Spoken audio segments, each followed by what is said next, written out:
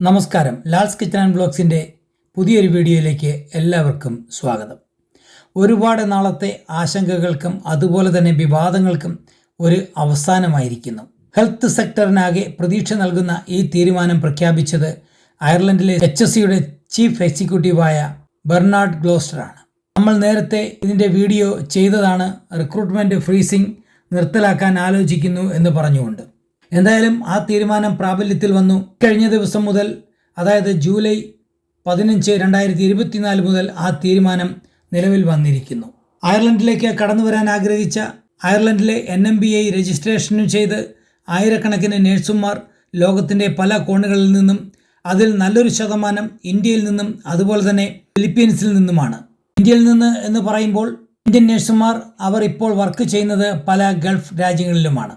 ഈ റിക്രൂട്ട്മെൻറ്റ് ഫ്രീസിങ്ങിൻ്റെ നാൾ വഴികളിലേക്ക് ചെറിയ ഒരു എത്തിനോട്ടം കഴിഞ്ഞ ഒക്ടോബറിലായിരുന്നു ഈ ഫ്രീസിംഗ് HSE നടപ്പാക്കാൻ തുടങ്ങിയത്. അതിനുശേഷം ഇത് നവംബറിൽ കുറെ കൂടി വിപുലീകരിക്കാനുള്ള തീരുമാനവും എടുത്തു. അതായത് HSEയിൽ യാതൊരുവിധ നിയമനങ്ങളും, അതായത് വളരെ അത്യാവശ്യമുള്ള ചില മേഖലകൾ ഒഴിച്ചാൽ, അതായത് അത്യാവശ്യത്തിന് മാത്രം ആ നിയമനങ്ങളിൽ വന്നിരുന്നത് കൺസൾട്ടൻറ്റുമാർ, ഡോക്ടർമാർ, അത്യാവശ്യമുണ്ടെങ്കിൽ നേഴ്സുമാർ, മിഡ്വൈഫർമാർ, ഈ നിയമനങ്ങളൊക്കെ തന്നെ തീരെ നിവൃത്തിയില്ലെങ്കിൽ മാത്രമായിരുന്നു. ഈ തീരുമാനം ശരിക്കും ആരോഗ്യമേഖലയെ താളം തെറ്റിക്കുന്ന രീതിയിലായിരുന്നു. അയർലൻഡിലെ നേഴ്സസിൻ്റെ ഏറ്റവും വലിയ സംഘടനയായ INMO അടക്കമുള്ള വിവിധ സംഘടനകൾ ഈ റിക്രൂട്ട്മെൻറ്റുകൾ പുനരാരംഭിക്കണം എന്ന് പലതവണ ആവശ്യപ്പെട്ടിട്ടുണ്ട്. ഇതൊന്നും HSE ചെവിക്കൊണ്ടിട്ടില്ല. ഇതിനെതിരെ സർക്കാർ പോലും ഇടപെടാൻ തയ്യാറായിട്ടില്ല എന്നതാണ് മറ്റൊരു വസ്തുത. ഫിനാൻഷ്യൽ പ്രോബ്ലമാണ് എന്നാണ് HSEയുടെ ഭാഷ്യം. ചുരുക്കത്തിൽ പറഞ്ഞാൽ ശമ്പളം കൊടുക്കാനുള്ള ക്യാഷ് പോലും ഇല്ലാത്ത അവസ്ഥ. അങ്ങനെ ഗവൺമെൻറ് ഇതിനുള്ള ധനസഹായം പ്രഖ്യാപിച്ചു. മാത്രമല്ല വരും വർഷത്തിൽ 1.2 ബില്യൺ യൂറോ അധികമായി നൽകുമെന്നും സർക്കാർ പ്രഖ്യാപിച്ചു.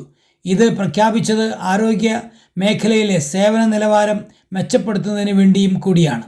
അങ്ങനെ കുറേ യൂറോ HSEയുടെ കയ്യിൽ വന്നപ്പോഴേക്കും ആണ് ഈ പ്രശ്നങ്ങൾക്കൊക്കെ ഒരു പരിഹാരമാകാൻ തുടങ്ങിയത്.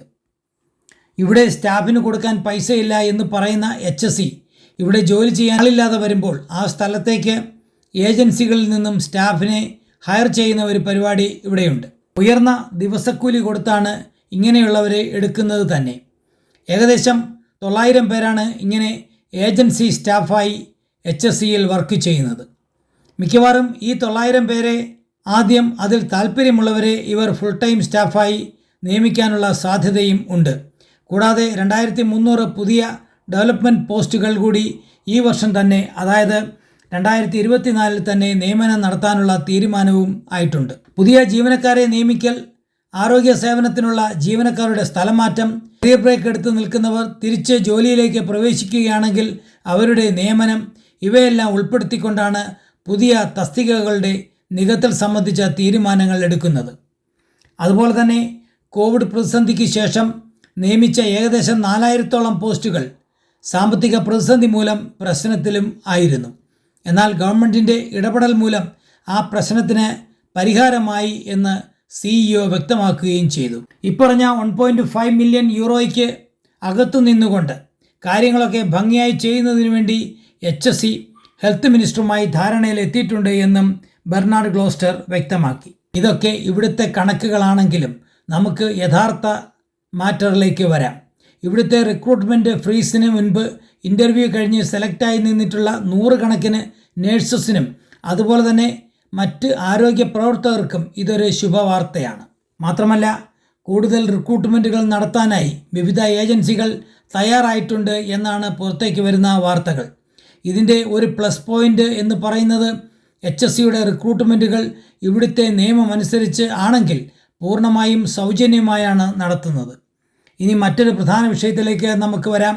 എന്തുകൊണ്ട് ഞങ്ങൾ ഇക്കാര്യം നിങ്ങളോട് പറയുന്നു എന്ന് വെച്ച് കഴിഞ്ഞാൽ, ഉടനടി നടക്കാൻ പോകുന്ന റിക്രൂട്ട്മെൻറ്റുകളിൽ മൊത്തത്തിലുള്ള 2900-അടുത്തുള്ള മൊത്തത്തിലുള്ള കണക്കാണ്. ഒരു 30% doctors, office staff, health care assistant അങ്ങനെയൊക്കെ ഉള്ളവരാണെങ്കിൽ നേഴ്സസ് ഒരു 70% മാത്രമായിരിക്കും.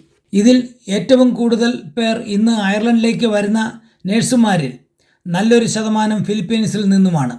ഇന്ത്യൻ നേഴ്സുമാർ മത്സരിക്കേണ്ടുന്നത് ഫിലിപ്പീൻസ് നേഴ്സുമാരോടാണ്. ഇപ്പോൾ പുതുതായി നഴ്സിംഗ് ഹോമുകളിലും മറ്റും നാട്ടിൽ നിന്ന് വന്നിട്ടുള്ള പലരെക്കുറിച്ചും അത്ര നല്ല അഭിപ്രായം അല്ല. പല നഴ്സിംഗ് ഹോമുകളിലെയും അവസ്ഥ, നമ്മുടെ മലയാളി നഴ്സുമാരുടെ പെരുമാറ്റം, നഴ്സിംഗ് ഹോം മാനേജ്മെൻറ്റ് അത്ര ഹാപ്പി അല്ല എന്നുള്ളതാണ്. ഇത് നമ്മുടെ ആളുകൾ ശ്രദ്ധിക്കേണ്ടുന്ന കാര്യമാണ്. ഇതുമാത്രമല്ല, HSCയിൽ ഇപ്പോൾ ചോദിക്കുന്നത് ഹൈ എക്സ്പീരിയൻസ് ആണ്. പണ്ട് 2 വർഷമായിരുന്നുവെങ്കിൽ ഇപ്പോൾ 3, 4, 6 വർഷങ്ങളൊക്കെയാണ് എക്സ്പീരിയൻസായി അവർ ചോദിക്കുന്നത്. അങ്ങനെ അവർ നോക്കുമ്പോൾ അവർക്ക് നല്ല കാൻഡിഡേറ്റ്സിനെ മിഡിൽ ഈസ്റ്റിൽ നിന്നും ധാരാളം കിട്ടുന്നുമുണ്ട്.